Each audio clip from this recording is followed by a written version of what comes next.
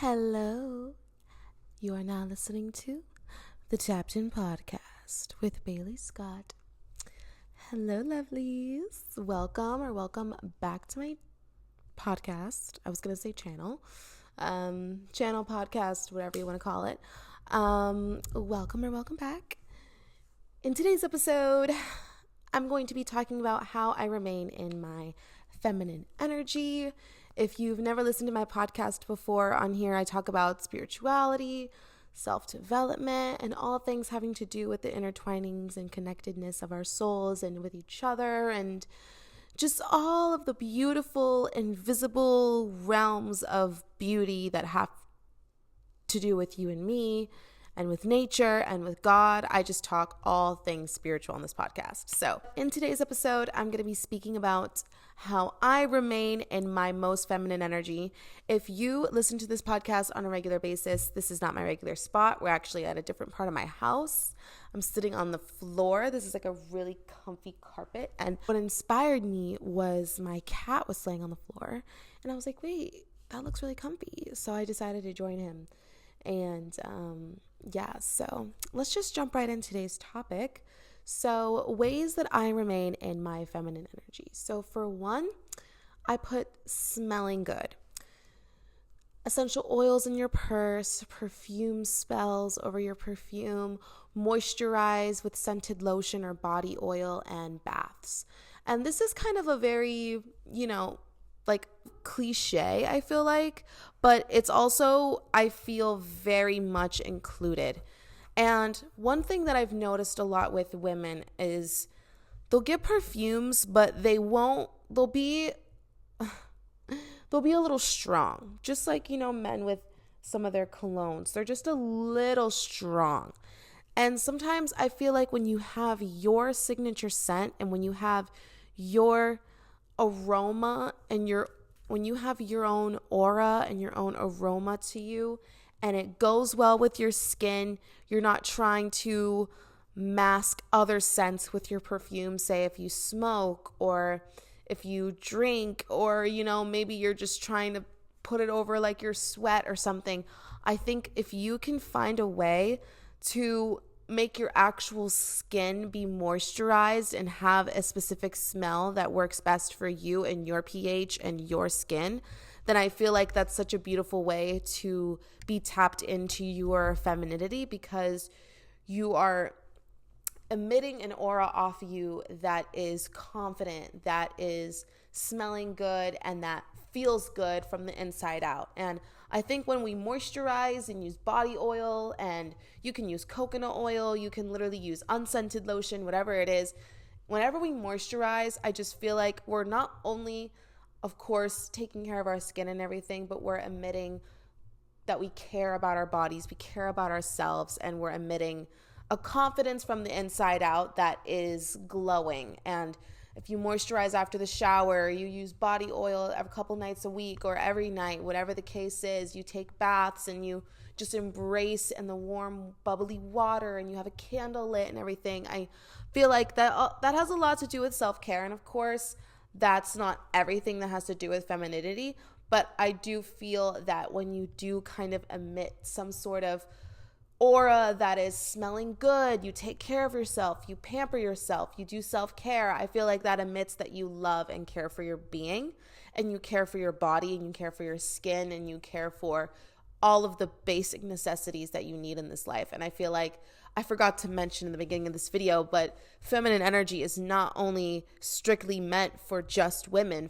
We all have feminine energy, and all of these could apply to men as well, except the womb space part that I'm going to talk about. But all of these topics can be applied to men as well. Men should definitely take care of their skin from the inside out. They should definitely take care of their confidence in a humble, non-egotistical way. Same with everyone. And I feel like if you can find someone that truly takes care of themselves, not because they think they have all this privilege and they just want to take care of themselves because they know that they can afford to, but they take care of themselves because they care and love for their being and their body.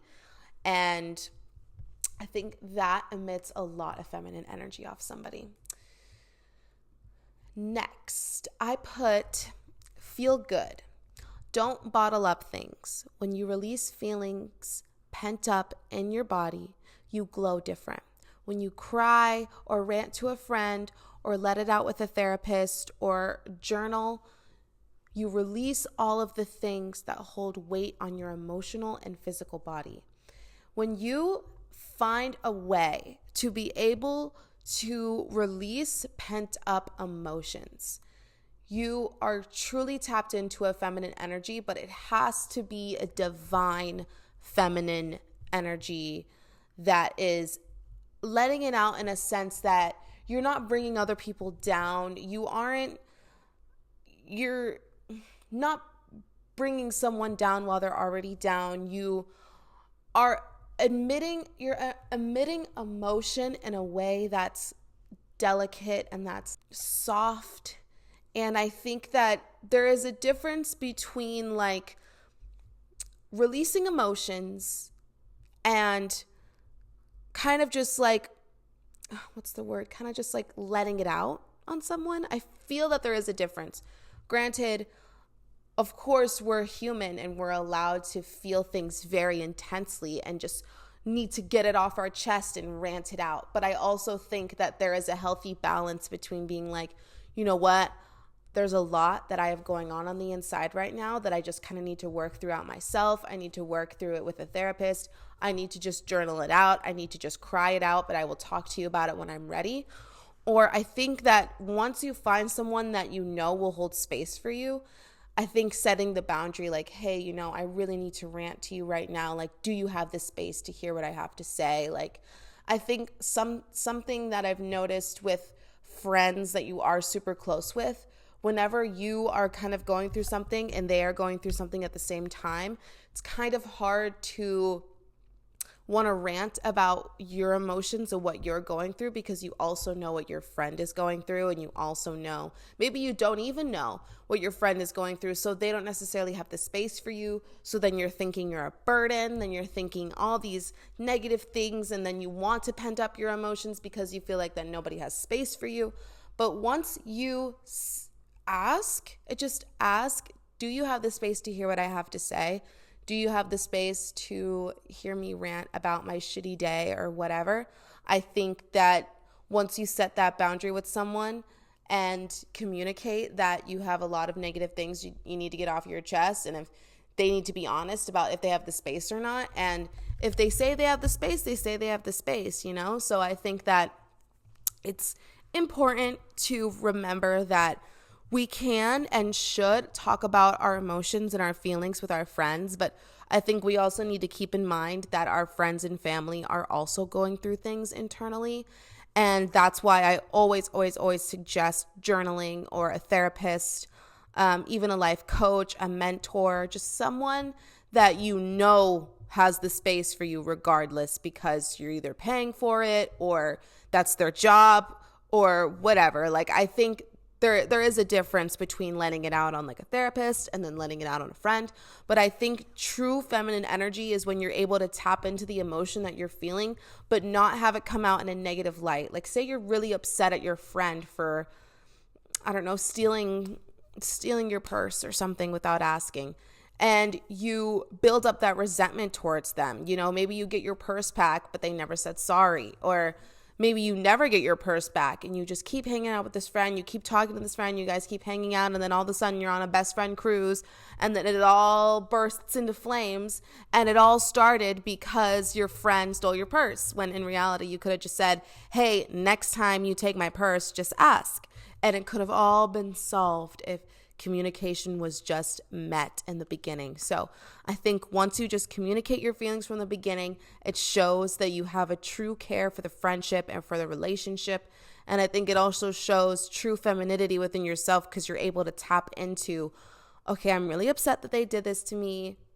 How can I communicate this in a healthy, soft, feminine, genuine way, and not have it come out as a burst of anger or yelling at someone or building it up as resentment towards somebody? So very, very important to feel good without having those pent up emotions in your body, because when you do have pent up emotions, you don't glow the same. I think we have a sort of aura over us that's a gray cloud and just not open energy. But when we communicate our feelings, we get things off of our body, off our emotional body, off our physical body. We're looser, we can stretch better, we can communicate better, we can just kind of have a more open aura to us that makes us more feminine.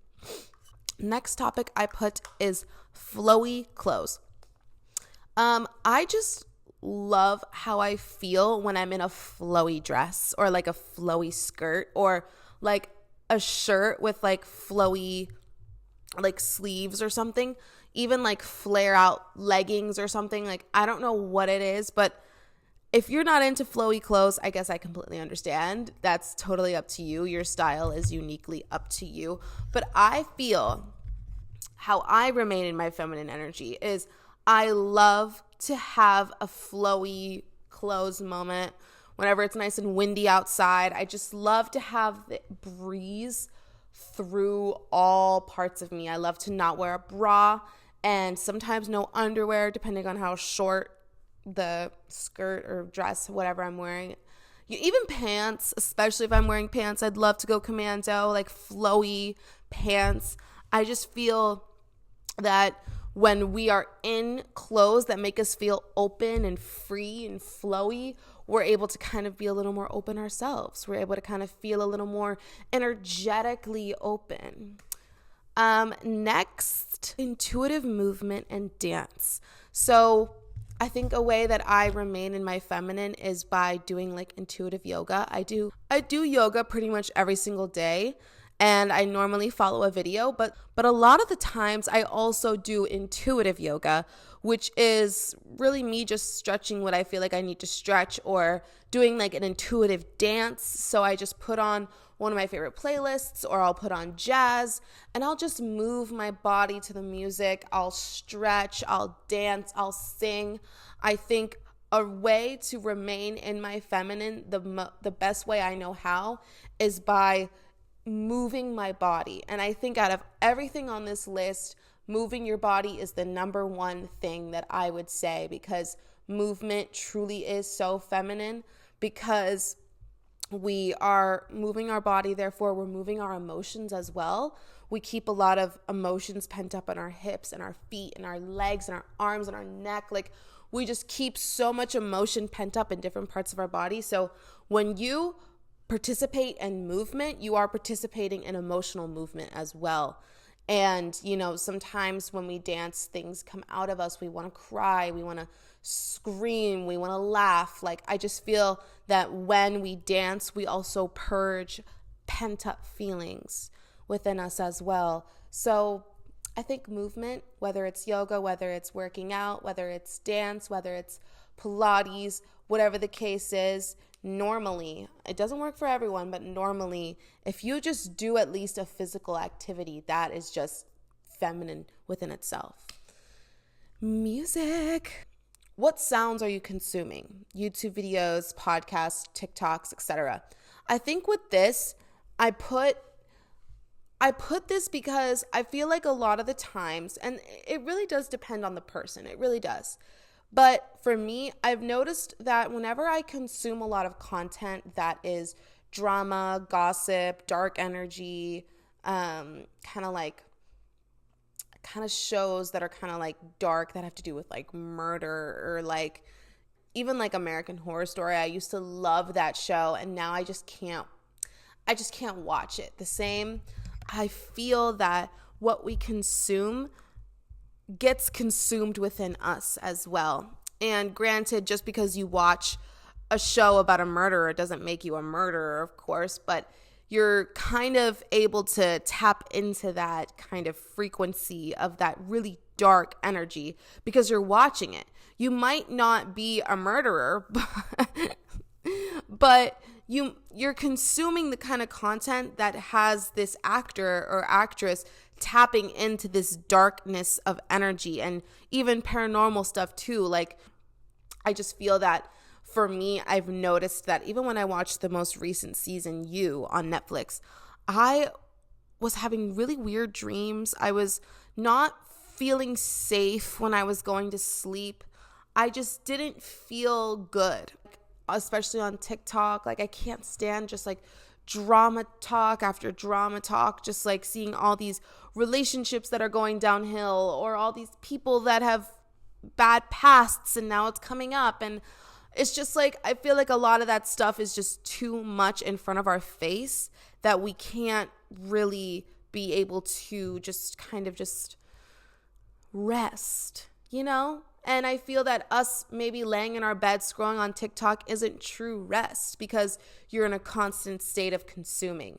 And I think that I didn't put it on here, but feminine energy has a lot to do with rest. And if you can rest in a proper manner, then you're able to rest within your feminine energy, and you don't have to constantly be doing in your feminine energy. You can be in a rest state. And if you want to know the different types of rests that are out there, I did make a YouTube video about that as well. It's called seven different types of rest. So if you are interested in wanting to figure out how that you can rest your body, or rest your creativity, or rest in a way that feels right for you, I'll link that video in the description. But yes, I feel whenever we consume a lot of content just in general, and we aren't creating, there's not a balance. At least there has to be a balance of creating and consuming. I feel like the more we consume, the less we feel creative, the less we feel like we rested, the less we feel energetically connected, and the less feminine we feel. And feminine doesn't have to always be like feeling cute and pretty and all the time. Like, being feminine can really just mean feeling rested, feeling relaxed, feeling like you're gonna be okay, embracing the unknown, kind of just your presence, especially just a basic feeling of just like connectedness, relief, And I think the more we consume content that isn't the best for our physical, mental, and emotional health, then it can really deteriorate our rest. Next thing I put, getting ready for yourself / women collectively. The patriarchy tells us and shows us how women should show up in the world. Either hide or reveal yourself, too tight clothing, etc. But we can show up with our own unique pieces and style our vessel, however the hell we want. And maybe wear what you'd love to see other women wear. So I really like this one, because I noticed when I was getting rid of a lot of clothes, I was like, I have so much tight clothes, way too much tight clothing. It's actually insane. I was like, why do I have the tightest leggings, the tightest shirts, like all these crop tops? Like, why do I feel like I'm trying to suffocate myself, And I think a part of me fell into the trap of feeling like I have to prove something, feeling like I have to prove that, I'm hot, feeling like I have to prove, look, I have a waist, look, I have a butt, like I feel that there's also this really weird, like, other side of the coin where you don't want to be too revealing, you don't want to show too much cleavage, or you don't want your shorts to be too high, because then you're considered too much of something else. I'm done with that. I'm done with caring what the patriarchy wants us to look like and how they want us to be perceived. I don't think it necessarily matters what you want to put on your vessel and what you want to wear on your body. Of course, it has to be like respectful, I guess, but I don't know. I feel like saying that sounds so like, I feel like if you're a grown person, you would know what is considered respectful to wear in public or not. So I just feel like if you feel confident in your workout outfits, wear your workout outfits. If you feel confident in the most baggy outfits, wear your baggy outfits. If you feel confident in that sexy tight dress, wear that sexy tight dress, okay? Who cares what someone's going to say when you go to the grocery store in your sexy tight dress? Like, everyone can just shut their mouths, okay? I think being in a feminine energy for me has been me being able to realize, like, okay, what does Baeley want to wear? Because a lot of my like outfits in the past were from a male gaze. I used to be like, what would a man think about me wearing this outfit? How could I look to a man? When in reality, I completely have switched my mindset, because I don't want to dress for a man. I don't want a man to talk to me. Oh, no. I want to dress for the collective of women. I want to dress for myself. What do I want to see women wearing? What do I want to see myself wearing, you know? And I think that when we kind of take ourselves out of the male gaze perspective and just into what do you want to see yourself wear, it's so feminine, it's so sexy, and it's just so much more confident because you feel that you're doing something for yourself and not for the collective of the male gaze or for anyone else but yourself.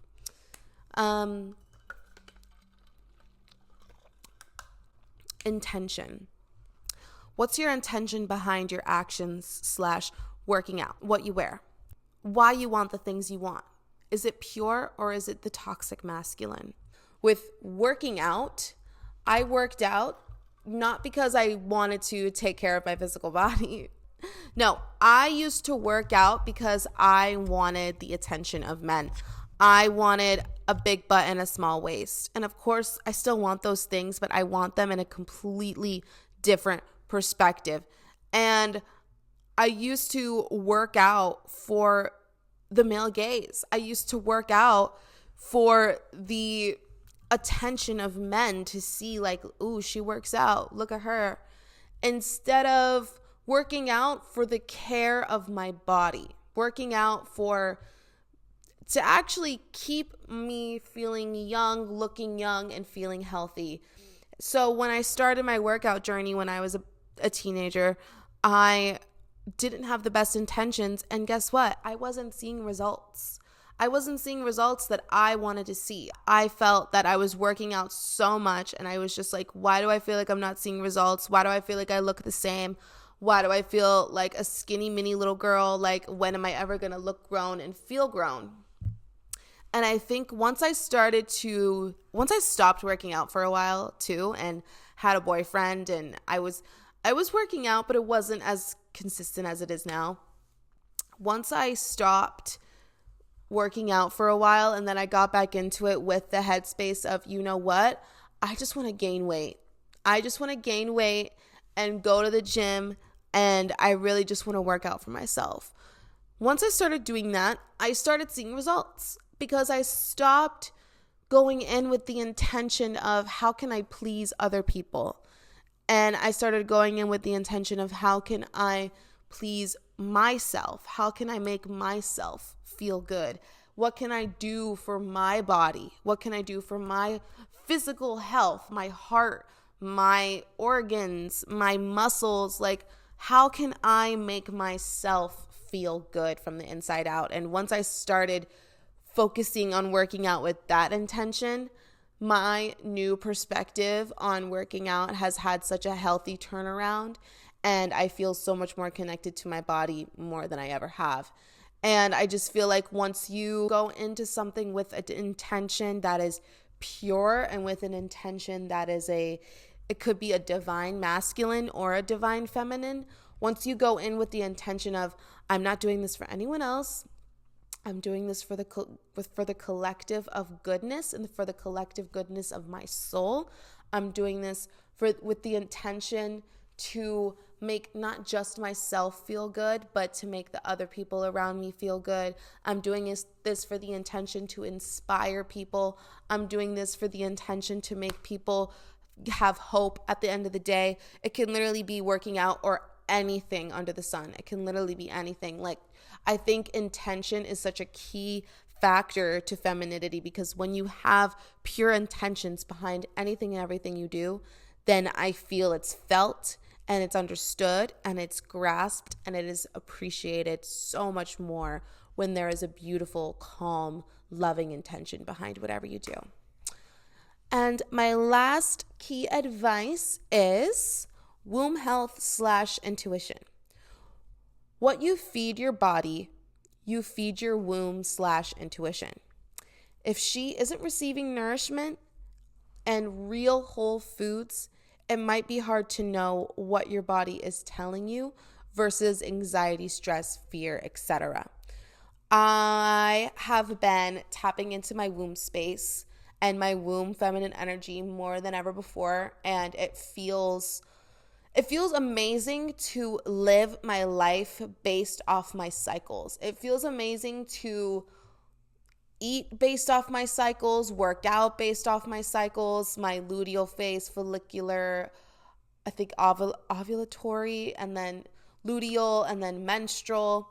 I think once I know what cycle and phase I'm in, and I'm able to accommodate, what I eat, the activities I do, where I go based off my cycles and based off what my womb is telling me, I feel so much more connected to my body in such a beautiful, divine, feminine way. And when I'm feeding my body whole foods that are nourishing for my physical body, I really do think my invisible body, my intuition, is so much more heightened and so much more heard and understood, because I'm not feeding my body food that's hard to process. I'm not feeding my body food that is complicated for my body to know, like, okay, what do I do with all this processed meat that's going on in here, Like, I think when I feed my body whole veggies and fruits and stuff from the ground, I really do notice a difference in the way that my intuition and my womb space works. And I remember I was doing really, really good with my eating schedule. Like, I was doing so good with my working out and eating regimen and my cycles. I was doing so good.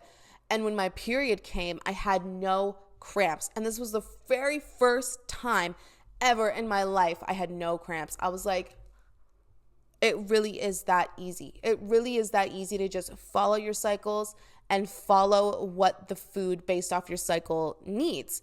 And once you do that, I really do feel that your womb space tells you so much about just your intuition in general. I think that not only is our intuition based within our heart, but I really do feel as women it's based in our womb as well, because our womb space is such a powerful vortex for creation and creativity and our connection with the cosmos. So I think when we connect with our womb space, we connect so much with our femininity, because we're connecting with the inner vessel within us that makes us feminine. We are connecting with the inner vessel in us that makes us an actual vortex to create life. And I think once we tap into how that feels, once we tap into the connectedness that our womb has with the earth, with other women, and with food, then we're able to have a better relationship with our feminine energy and with all the other things that come with just divine feminine and masculine, But it really just takes practice. It takes dedication. It takes meditating. It takes the yoga practices. It takes the food that you're eating. And it just takes the right intentions that you have behind everything you do, behind everything you eat, behind every action you take, behind what you wear. I really do feel that the intention really does matter. And when I have had the intention of love and kindness and caring behind all the things that I do, I really do feel so much more feminine and so much more tapped into my intuition, because I'm not doing things out of what can I get out of this? How can I have revenge on them? How can I make them hurt? No, my intention behind what I do is I'm expressing my feelings, or I want the collective to feel better about the situation, or I think I'm doing what I feel is best for me and hopefully what I feel is best for the situation at whole. I'm doing this because I want to make this person feel good. I'm doing this, I want to make them feel heard. I want to make someone feel seen. And I think we as a collective can definitely tap more into our femininity by embracing rest and embracing different types of rest and really just cultivating the divine feminine that lives in each and every one of us. And yeah, so those are my tips for how I remain in my feminine energy. If you guys want a part 2, let me know. I feel I've been tapping so much more into my feminine energy more than ever, and I feel so lucky to have been in such a mindset of we're doing this for our feminine energy. We're doing this for the collective of beautiful women and men around the world. And Another thing I want to say is I do womb space meditations, and I do womb space like affirmations and healing and stuff. And what I do is I hold my womb space while I lay down or sit or whatever. I listen to the affirmations and I imagine my womb connecting to all the other women that surround me, that are around the world. You know, I think about even like the animals. I think about the feminine plants. I think about all the feminine energy that just surrounds us. And I connect my womb to all of the feminine energy that surrounds me. And it really makes me feel the connectedness and the we are oneness within each and every one of us. So, yeah. Thank you guys so much for tapping in to the Tapped In podcast. And I'll see you guys in the next episode.